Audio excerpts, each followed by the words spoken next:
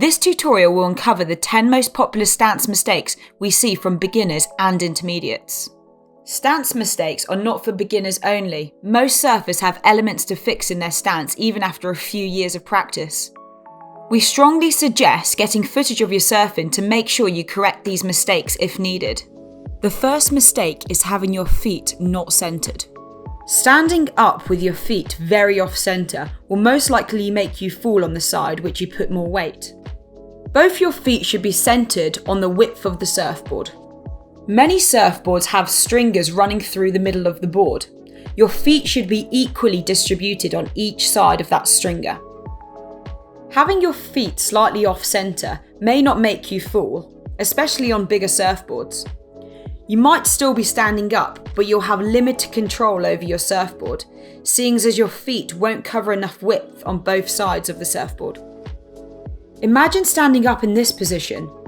You may still feel balanced on the board, seeing as both uncentered feet equalize themselves, but when trying to trim left or carve right, you won't be able to press the right buttons. There won't be enough weight over the crucial parts of the surfboard. Wrong distance between feet.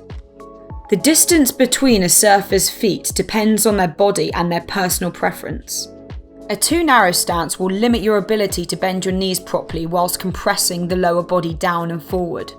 A too wide stance will make it more difficult to quickly shift weight forwards and backwards by moving the hips up and down. Surfers often feel like they need to swing their whole upper body forward and backwards to apply the weight on either foot instead of moving their hips back and forth smoothly.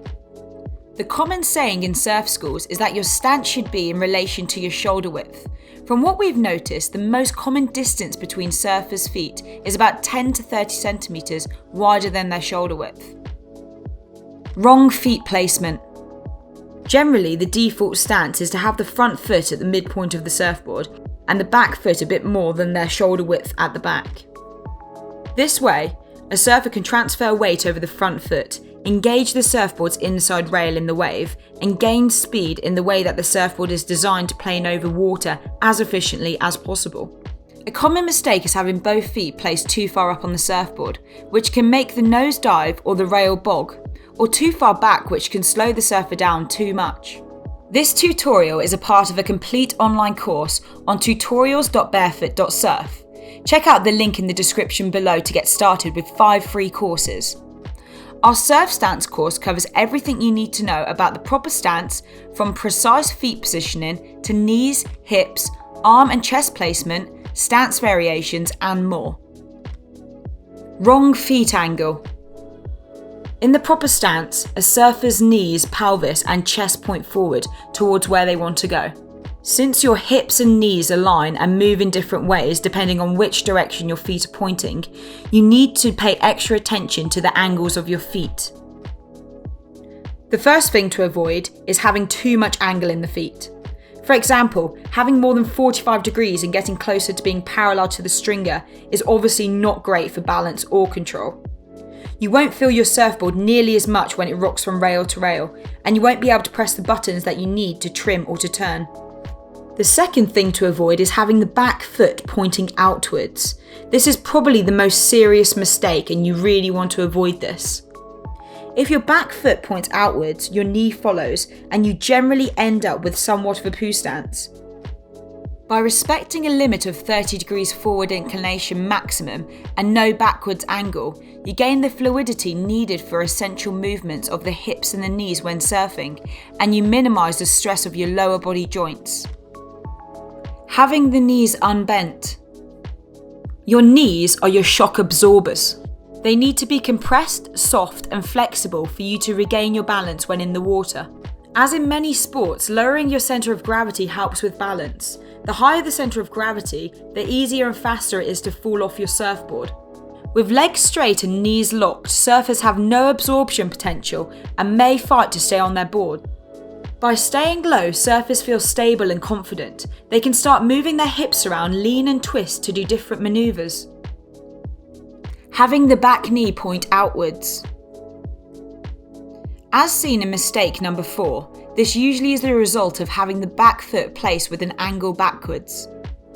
By compressing down with the knees pointing outwards, surfers end up in a poo stance, a position that doesn't look very good when surfing. The immediate result is a huge loss in mobility.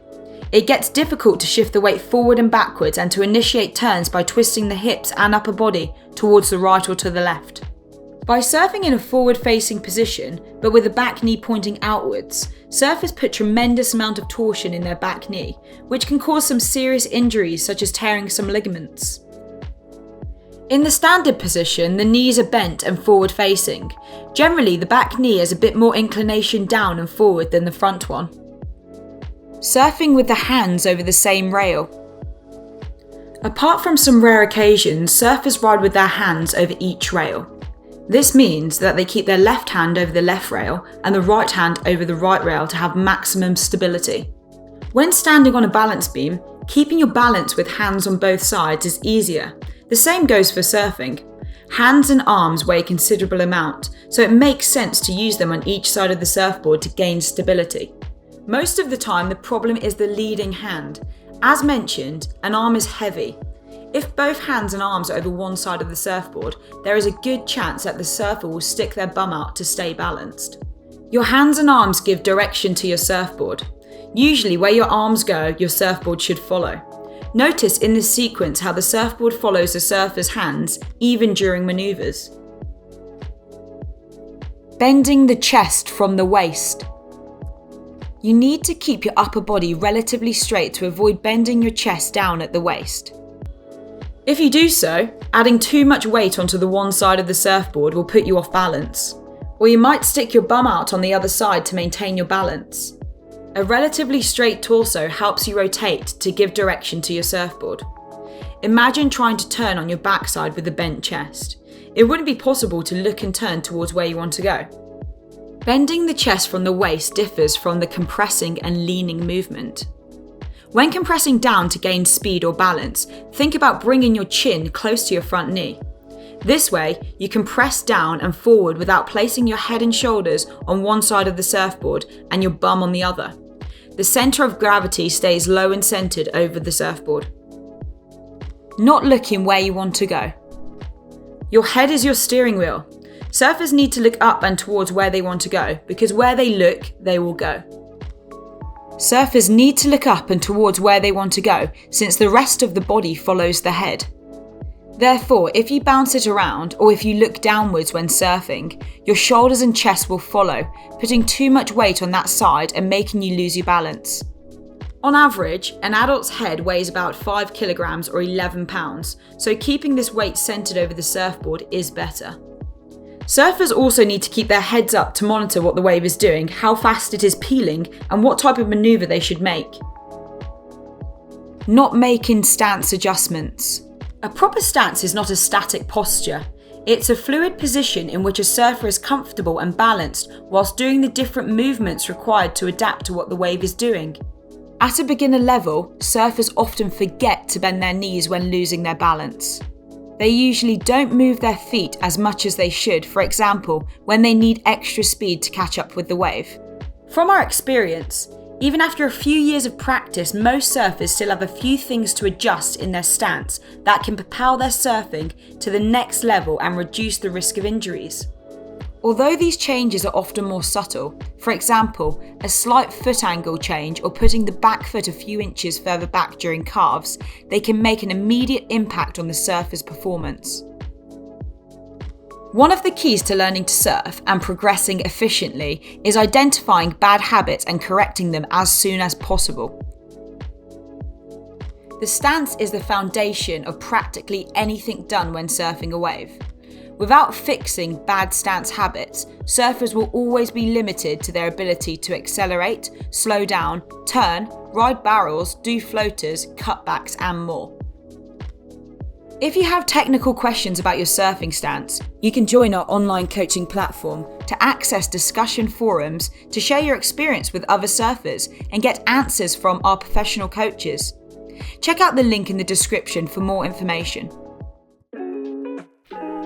If you want to learn more about learning to surf more efficiently, make sure you subscribe to our channel and consider joining our mailing list for exclusive information from us.